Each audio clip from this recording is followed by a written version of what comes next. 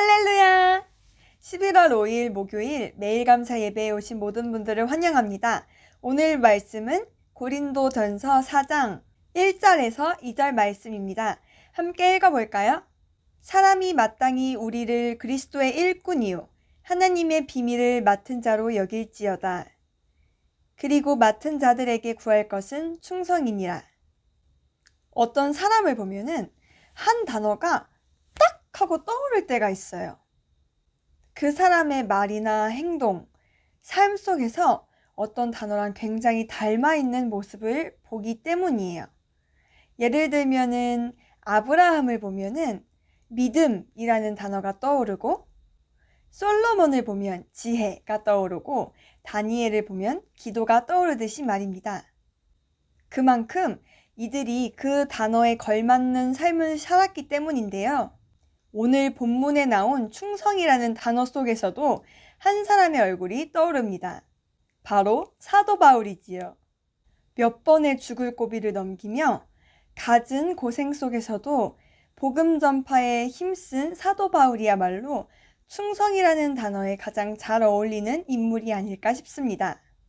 바울 사도는 정말 자신이 경험한 십자가와 그리스도의 사랑을 전파하기 위해 많은 어려움을 감당했습니다. 특별히 바울을 힘들게 했던 교회가 하나 있는데요. 바로 오늘 본문의 수신자인 고린도 교회입니다. 고린도는 당시 로마 제국의 중심 도시였으며 항구 도시였습니다. 항구 도시의 특성상 많은 인파가 오고 가기 때문에 다양한 민족과 문화 그리고 종교가 그 안에 혼잡해 있었어요. 고린도는 좋게 말하면 발달한 도시였고 나쁘게 말하면 타락한 도시였습니다. 바로 그곳에 사도 바울을 통해 고린도 교회가 세워지게 되는데 고린도 교회는 설립 이후에도 정말 많은 우여곡절을 겪었어요. 고린도 교회는 고린도 사회가 그러하듯이 많은 것을 소유한 사람들이 교회 안에 많이 있었는데 그 부유함이 오히려 그들의 신앙생활에 올무가 돼버린 것입니다. 따라서 교회 내에서는 여러 가지 분란과 분열, 윤리 문제, 질서 없는 공동체 생활 등등 많은 문제들이 발생했고 사도 바울은 끊임없이 이에 대해 꾸짖고 지적합니다. 특별히 고린도 교회 내에서는 자신의 말솜씨, 재능, 뛰어난 학식들을 자랑하며 사도 바울의 사도권을 깎아내리는 사람들 또한 있었어요.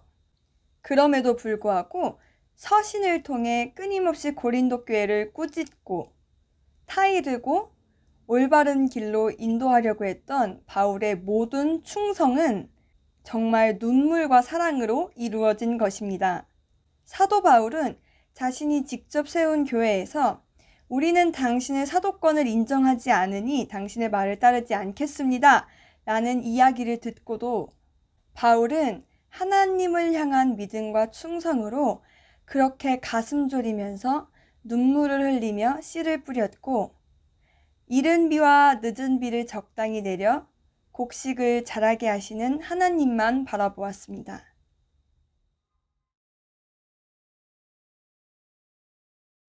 충성은 올바른 것이 무엇인지 알아서 마음의 중심을 잡는 것입니다.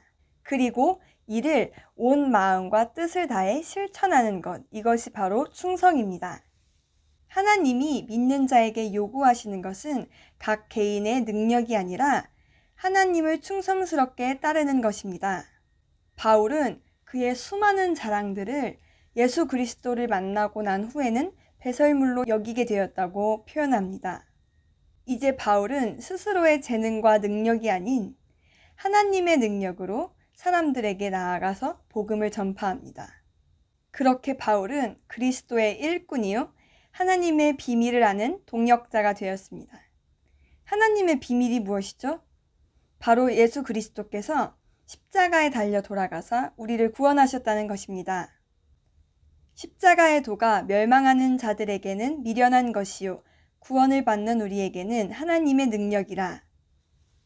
고린도 교회 성도들은 자기가 가진 능력을 앞세워서 다른 사람들을 판단했기 때문에 교회 안에는 분란이 생겼습니다. 십자가의 도를 깨닫지 못하고 자신의 능력을 따르는 사람들은 남을 쉽게 비판합니다. 중심에 하나님을 두지 못하고 하나님의 자리에 자기 자신을 두었기 때문에 고린도 교회는 충성하지 못했습니다. 그러나 바울은 십자가 앞에서 그 누구도 자기 자신을 자랑하지 못함을 깨닫고 하나님의 능력에 의지하여 이제는 오히려 자기의 약함을 자랑합니다. 이렇게 땅에 씨앗을 심고 물을 주는 것까지는 우리가 할 수 있지만 자라게 하시는 이는 하나님이십니다. 바울은 주님을 중심에 두는 충성의 마음으로 사막과도 같은 고린도 교회에 눈물로 사랑의 씨를 뿌렸습니다.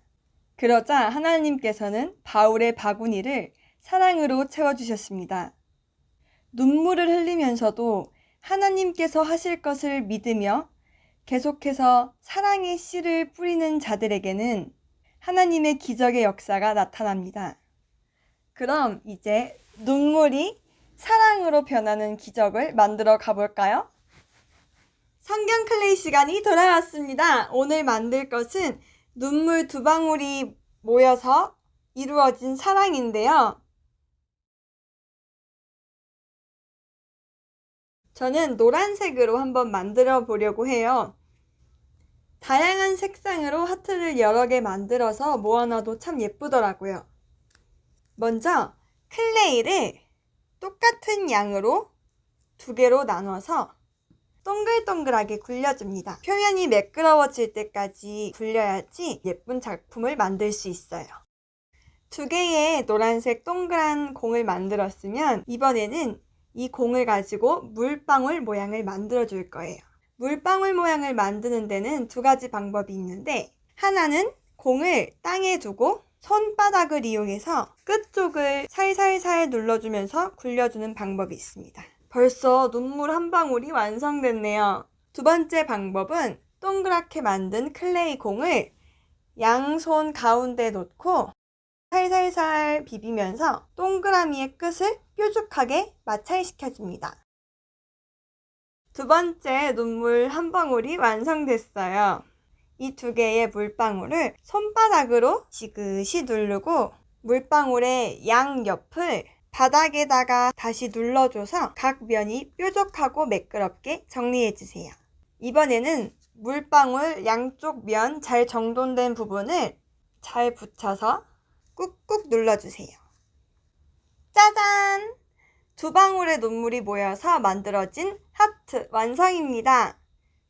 우리가 살면서 하나님 앞에 충성을 한다는 거는 때로는 많은 눈물을 쏟으면서 씨를 뿌리는 일과 비슷한 것 같아요. 그러나 하나님께서는 그 눈물들을 모아서 사랑으로 다시 채워주세요. 아무리 많은 눈물을 흘렸어도 우리의 바구니 안에 항상 사랑을 채우실 하나님을 신뢰하며 날마다 하나님께 충성하는 삶을 사시는 사당중앙교회 되기를 소망합니다. 아멘.